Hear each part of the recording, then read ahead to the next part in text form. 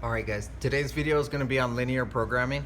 What linear programming is when you have a contained region made by inequalities.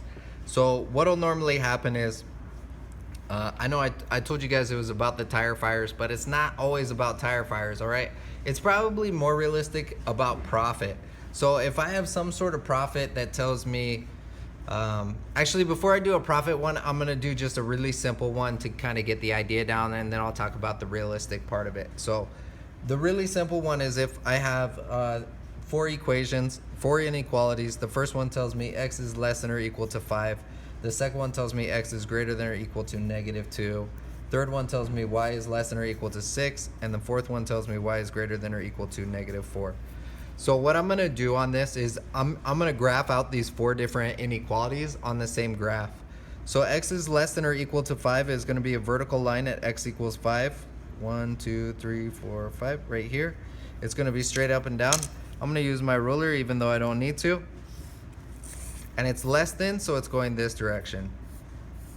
I'm not gonna shade too dark just because, or too much, just because I'm gonna have an area where it's shaded for all of my lines. So then I'm going to do x is greater than or equal to -2. Again, a vertical line at x equals -2. I'm going to use my ruler again just to give me a really nice line. And this one says greater than, so it's going this way. So already I know the only area that's okay is in between these two lines. Then I have y is less than or equal to 6, which is going to be a horizontal line at y equals 6.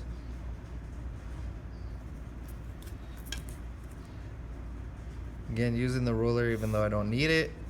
And it tells me less than, so it's going to go down. So right now, the only area that's okay is inside of this.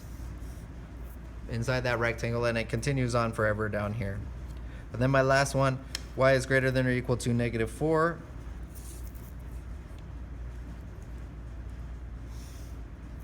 Greater than is going to be above. So what I have is this rectangle right here that is shaded in for all four of my lines. Everything inside of this rectangle is a true answer for all four of these inequalities. Now, what we'll do with linear programming is we'll try to find out the maximum and minimum like profit or value inside of that region based off of a given function rule. So what I mean by that is I'll tell you, here are all your rules. Here is a function rule that you have to follow. And tell me what has the largest value and what has the smallest value. So we'll talk about minimums and maximums. So if I want to minimize my cost, and this is a function of cost, what I'm going to do is I'm going to find the vertices where these meet. And I'm going to locate each of these points. So this point right here is 5, 6. This point right here is 5, -2.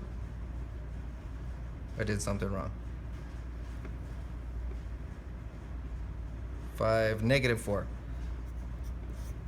This point is -2, -4. And this point is -2, 6. So I have these 4 points. This is my function rule for finding cost. I'm going to plug each of the 4 different points in and see what it gives me. So I'm going to plug in,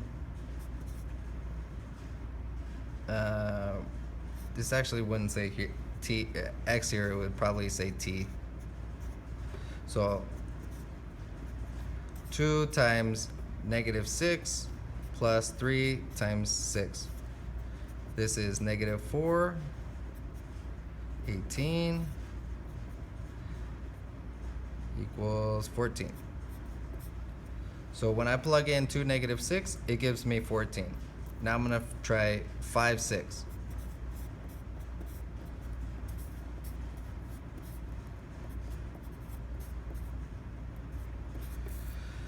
Two times 5 is 10. 3 times 6 is 18. That gives me 28. Now I'm going to try 5, -4.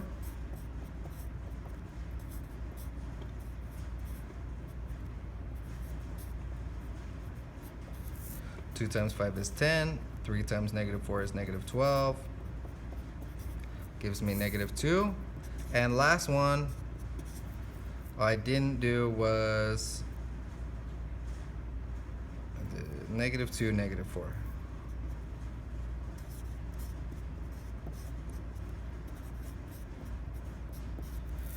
So 2 times -2 is -4. 3 times -4 is -12. That gives me -16. So if I'm looking for the maximum value, the largest number is 28. If I'm looking for the largest input, it was 5, 6. That was the number that I put in.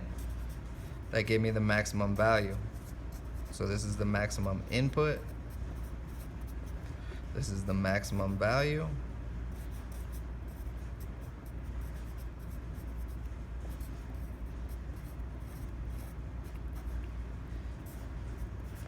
If I was looking for the minimum value, that's -16, which is just my smallest number. Minimum input was -2, -4.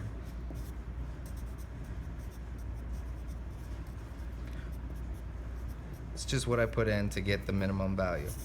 Now, I know I tell you guys not to make really messy work, but mine's super messy. Okay, so I'm gonna do a couple more examples really fast. The next one that I'm gonna do is y is greater than or equal to -5, y is less than or equal to -1/2 x plus 6, y is less than or equal to x plus 6. I'm not gonna do a minimum or a maximum on this, so I don't have a function rule to look for the minimum or the maximum. All I'm gonna do is graph these out and tell you the vertices. So first thing I'm gonna do, y is greater than or equal to -5. Right here, greater than or equal to is going to be shaded above, less than or equal to -1/2 x plus 6, -1/2 down 1/2, and that's going to go off of my graph. So just because I'm the teacher, I get to do whatever I want. I'm going to change it to -2x, just so that it doesn't go off my graph. Trying to get as straight as line as I can because I'm looking for where the two lines meet. And this is less than, so it's going to be shaded over here. So we're looking in this area right now. And then my last one, less than or equal to x plus 6.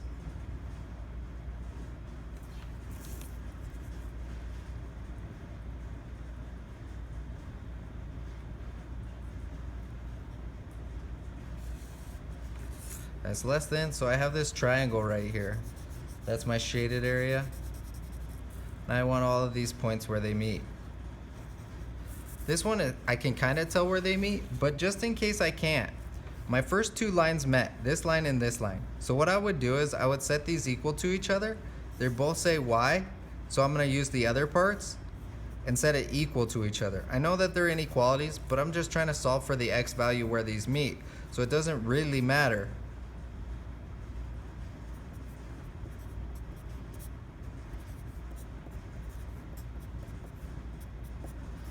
So it tells me x equals 11/2 where these meet, which is about 5.5. So this isn't actually at a whole number. And so now I'm going to plug this into one of the equations to see what the y is. For me, I already know what the y is. Y has to be -5 because one of them was y equals -5, greater than, but for the purposes of finding the point, it's equal to. So the point is going to be 11/2 comma -5. But I could plug it into this one. So y equals -2 times 11/2 plus 6. Y equals -11 plus 6, which is -5. All right. So this is one of my points. That's this vertex right there. I have to find the other ones. So this line and this line met, which I'm going to do the same thing. -5 equals x plus 6. Subtract the 6. X equals -11. And I know that the y is -5. So -11, -5, that's another point. And then these two met. So -2x plus 6 equals x plus 6. I'm going to subtract 6. That gives me -2x equals x. Subtract x. -3x equals 0. Divide by -3. X equals 0. 0, comma. Now I'm going to plug it in to find out what the y is. It's plus 6. 0 plus 6 is 6. So those are the 3 points. That's how I can find the points where they meet. I know that this took a long time. I'm gonna do a really complicated one on the next video. If you feel like you wanna get the challenge, you should watch it. If you feel like you're kind of struggling, maybe don't watch that one because it's gonna be complicated.